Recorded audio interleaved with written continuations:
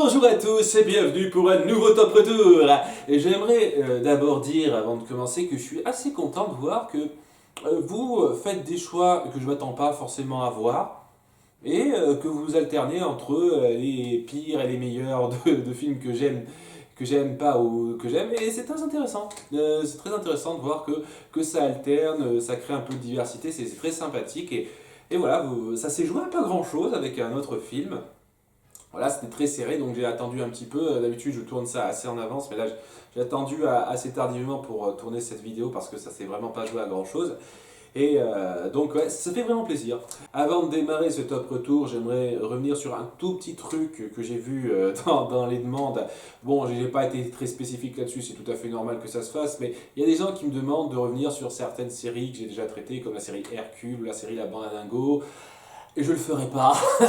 Sincèrement, revenir sur une série avec plusieurs épisodes qui prend des heures et des heures à regarder, faut que je repasse en revue énormément de trucs, ça serait assez lourd. Et puis, même si je prenais le temps de faire ça, ce qui n'est pas complètement impossible, il y a quand même certaines séries qui ne sont plus disponibles pour moi. Je n'ai plus accès à la série Tarzan et la série Aladdin. Je n'arrive plus à mettre la main sur ces séries-là. Et voilà, étant donné que j'ai plus accès à ces séries-là, je peux pas me permettre d'accepter les top retours sur les séries pour l'instant. Et comme je dis, ça demande beaucoup de boulot. Je préfère qu'on revienne seulement sur les films, c'est plus simple à gérer, s'il vous plaît. Donc pour l'instant, je refuse les demandes de séries. Toutes mes excuses.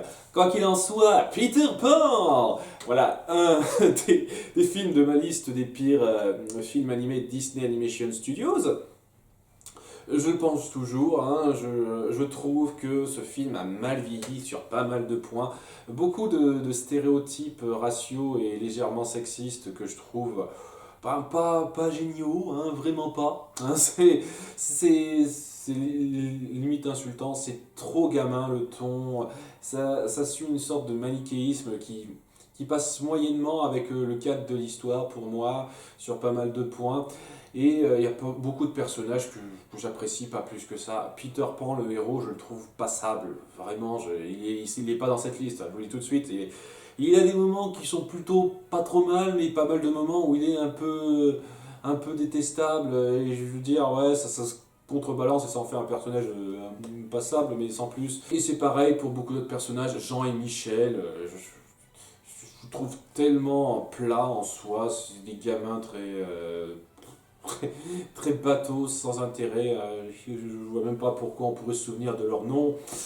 Et pas mal d'autres choses comme ça. Il y a quelques personnages qui se démarquent et ils sont dans cette liste, mais voilà, les personnages sont pas super intéressants et le cadre est pas super bien géré pour moi et c'est ça qui fait que ce film n'est pas sensationnel. Après, je le trouve correct. Qu'on soit bien d'accord, je lui ai mis 11,5 pour certaines raisons. J'apprécie l'histoire, j'apprécie une partie des personnages, certaines idées qui sont mises en place. Et c'est ce qu'on va voir tout de suite dans ce top 7 des meilleurs points de Peter Pan. Rêve ta vie en couleur, c'est le secret du bonheur. Numéro 7, les airs de certaines chansons. Je le redis, il y a un côté très gamin qui se ressent beaucoup dans les paroles de toutes les chansons. Honnêtement, toutes les chansons, il n'y en a aucune qui en termes de texte est particulièrement transcendante pour moi. Mais je trouve qu'en termes d'air, ça s'écoute très bien, c'est très entraînant pour beaucoup d'entre elles. Mes deux préférés sont L'air des pirates par l'équipage Capitaine Crochet qui est vachement entraînante, bien que courte, mais vraiment prenante, qui montre le côté un peu jovial et qui fait un petit contraste avec le fait qu'il s'apprête à tuer des gens. C'était plutôt joli dans la mise en scène et l'air était plutôt pas mal. Et mon air préféré, c'est l'air de Tu t'envoles, très mémorable.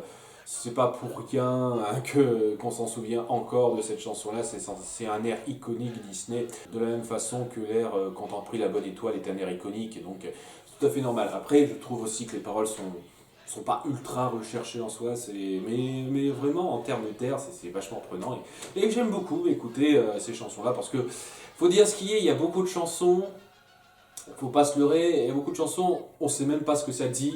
Mais on est à fond pris dedans parce que l'air est génial. Et c'est un peu pareil, quoi. Il y a beaucoup de chansons là-dedans. Et les paroles, m'en fous royalement, mais l'air est si bon que je suis quand même pris dedans. Donc ça fait quand même une bonne qualité pour moi. Numéro 6, le comportement sans gêne de Clochette.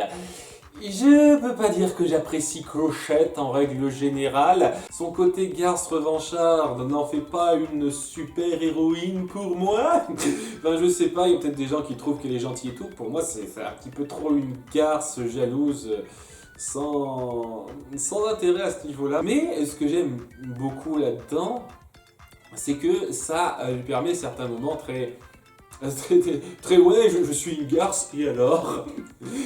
J'aime particulièrement certains passages où elle est contente de voir une fille sur le point de se faire tuer, ou qu'elle a un sourire jusque lèvres histoire de dire ah ouais, elle aurait pu être morte.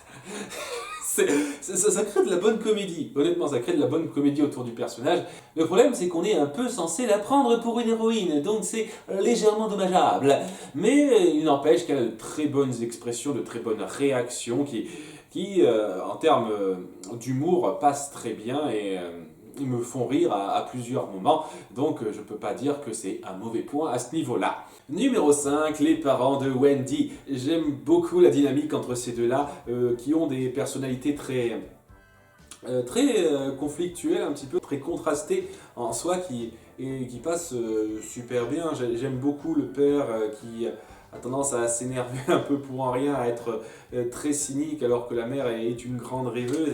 Et ça crée de très bonnes interactions entre ces deux-là, notamment le père qui, à certains moments, assez drôle. J'en viens un peu à vouloir savoir comment s'est passée leur première rencontre. Qu'est-ce qui les a attirés l'un envers l'autre au début? Qu'est-ce qui a fait que le père de Wendy a changé et que la mère est restée un petit peu la rêveuse qu'elle était avant et tout et tout. Et je trouve que leur façon d'élever leurs enfants a à la fois un côté très réaliste et à la fois un côté loufoque qui offre, comme je l'ai dit, une dynamique très bonne entre ces deux-là. J'aime beaucoup ces personnages de parents. Numéro 4, Wendy. Wendy est un peu cruche par moments, à 2-3 moments je trouve, et c'est un peu dommage, mais la plupart du temps je trouve quand même qu'elle marie très bien ce côté un peu rêveuse, un peu enfantine, mais aussi un peu plus terre à terre que ce qu'elle croise.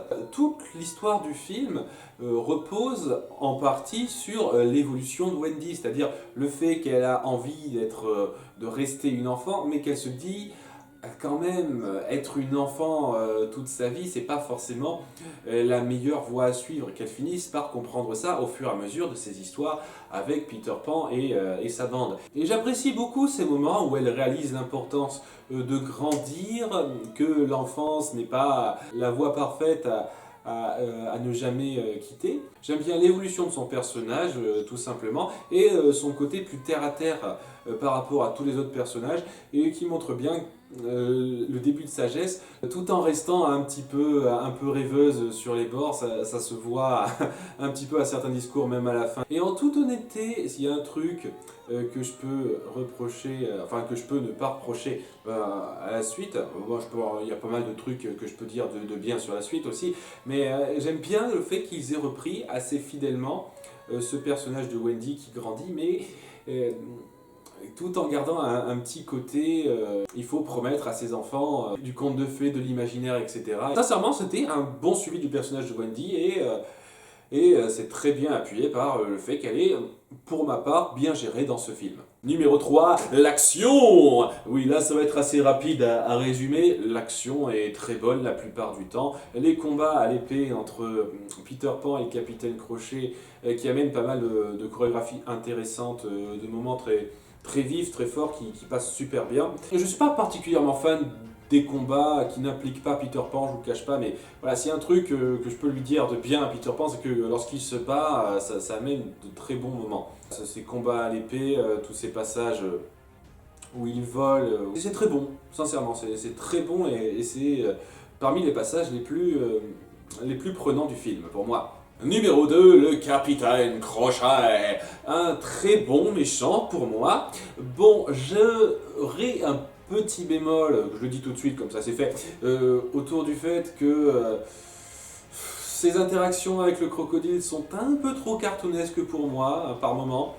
c'est toujours mieux que la pieuvre dans le second film, mais ces passages-là, je les ai trouvés trop forcés pour ce que ça représentait, c'est un peu dommage, parce que en dehors de ça, j'aime beaucoup le Capitaine Crochet. C'est un personnage qui sait parfaitement marier à la fois le côté sanguinaire, impitoyable du personnage, et le côté un peu ridicule, loufoque et bébête qu'on peut voir dans certains méchants ça. Et ça mélange bien, je trouve, le côté méchant ridicule et méchant effrayant, méchant imposant. Ça arrive à bien mélanger les deux et je trouve que c'est un des méchants qui réussit le mieux ça. Ma scène préférée, c'est clairement lorsque, irrité par un de ces pirates qui chante, il le tue de sang-froid comme ça, et où il réagit au mot de mouche de façon mais vraiment à la fois drôle et imposante. Sans doute mon moment préféré du film, sincèrement. Ce passage-là est très bon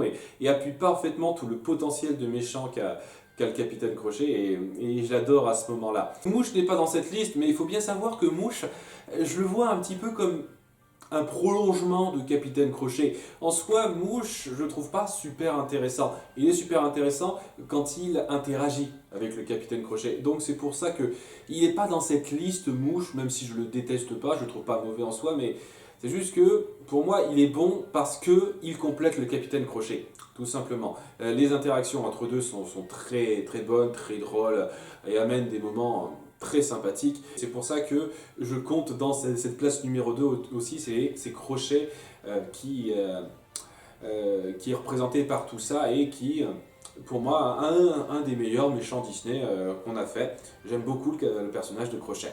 Et enfin, numéro 1, la fin à interprétation ouverte.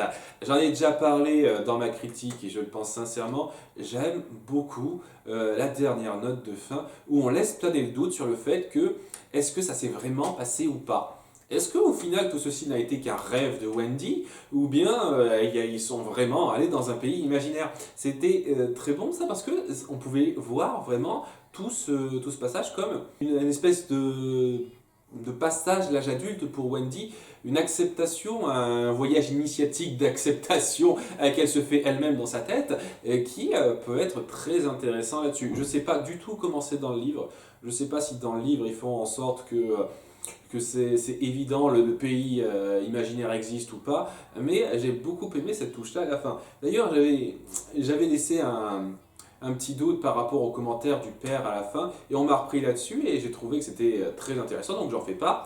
Lorsque le père de Wendy voit le nuage qui représente le bateau volant, il se dit « Ah, ça me rappelle quelque chose que j'ai déjà vu avant ». Lorsque j'étais tout petit, je me suis dit ok, ça veut dire qu'il est lui-même allé dans le pays des merveilles ou enfin c'est pas ce que j'avais dit, j'avais pas très bien interprété ça, mais même si on partait de cette interprétation là qui est plus logique, on est d'accord, s'il était parti dans le pays des merveilles lorsqu'il était petit lui-même, ben ça veut dire qu'il n'y a aucune ambiguïté, ça ruine l'ambiguïté et donc ça veut dire que ouais, le pays des merveilles existe, il n'y a plus rien à redire. Mais c'est dommage, je trouve ça sincèrement dommage parce que voilà, cette ambiguïté-là sur le fait que le pays des merveilles existe ou non était très forte pour moi.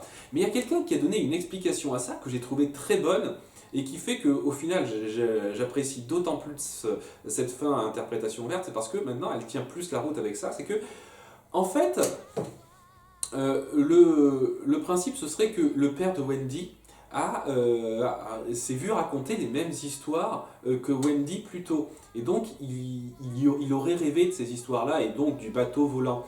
Et ce qui expliquerait le fait que Wendy vivrait la même chose parce que le père de Wendy lui aurait raconté lorsqu'elle était plus jeune et à ce moment-là, ils auraient fait des rêves similaires à ce niveau-là. Donc, ouais, si on part sur cette interprétation-là, ça tient la route. Et ouais, il y a beaucoup de commentaires qu'on fait dans pas mal de mes critiques où on essaye vraiment de justifier certains trucs qui pour moi sont un peu sont très dommageables ou sont incohérents et je trouve souvent que ça va chercher loin pour un truc qui n'a pas... surtout pour des films qui ne cherchent pas à être des trucs des trucs ultra réfléchis où il faut vraiment lire super entre les lignes pour arriver à comprendre tel truc. C'est pas ça les films Disney, je suis désolé, hein, c'est pas du David Lynch. Encore que, il faut lire quelque chose entre les lignes dans les films de David Lynch. Hein. Personnellement, j'ai encore du mal. Mais voilà, les fans de David Lynch, vous pouvez vous déchaîner sur moi, allez-y. Mais ce que je veux dire par là, c'est que ouais, les films Disney ne cherchent pas à faire des trucs ultra complexes en termes de compréhension. Faut pas aller chercher loin dans la compréhension pour ça. Donc lorsque que je vois certaines réflexions qu'on me fait en commentaire où les gens vont chercher super loin pour justifier tel ou tel truc, je me dis ok les gars, les créateurs du film, ils n'ont clairement pas pensé, hein. C'est vous, hein. Je suis désolé, c'est vous. Hein. Mais, mais là, je trouve que ça tient la route, c'est pas haut perché, c'est bien réfléchi, mais ça va pas chercher trop loin, ça justifie bien le truc, et ouais, ça donne à cette fin un très bon impact, une très très bonne dernière impression, et ce qui fait que à chaque fois que je regarde le film, parce que j'ai vu ce film quelques fois, bah, je pars vraiment sur un très bon sentiment, quoi. Un très bon sentiment de fin une fois que je le vois, et c'est ce qui fait que malgré les gros problèmes que j'ai avec ce film, ça reste un film correct, contrairement au deuxième film qui lui n'a pas su maintenir l'ambiguïté, très malheureusement je trouve. C'est un film qui a sincèrement mal vieilli selon moi, mais qui garde quand même suffisamment de qualité pour être toujours appréciable même de nos jours. Et même si c'est pas un film que j'aime revoir très souvent, je vous le cache pas, c'est pas impossible que je me le regarde à nouveau une ou deux fois de temps en temps. Je peux comprendre les raisons pour lesquelles certaines personnes pourraient le considérer encore comme un classique. Personnellement, il a trop de défauts pour être considéré comme tel pour moi, mais pour moi, il mérite qu'on se souvienne quand même de lui. C'est pas un film atroce, il a ses mérites, vraiment. Et, euh, et si vous l'appréciez plus que moi, tant mieux pour vous. C'est super. Bon, un nouveau top retour de fait. J'espère que j'ai paru assez dynamique dans cette vidéo. Je m'excuse si c'est pas trop le cas. Je suis légèrement épuisé au moment où j'enregistre cette vidéo. N'oubliez pas de voter en commentaire pour le prochain top retour que vous voulez voir. La dernière fois, ça s'est joué à peu de choses près et donc je suis complètement sur le qui-vive. Je n'ai aucune idée de quel film vous choisirez la prochaine fois et ça fait, c'est très plaisant à voir ça. Moi qui pensais au début que j'allais prévoir assez facilement le genre de film que vous alliez me proposer, bah non. Donc je suis bien content de voir ça. Donc n'oubliez pas de voter en commentaire quel top retour vous souhaitez voir. A très bientôt pour une nouvelle vidéo. Au revoir.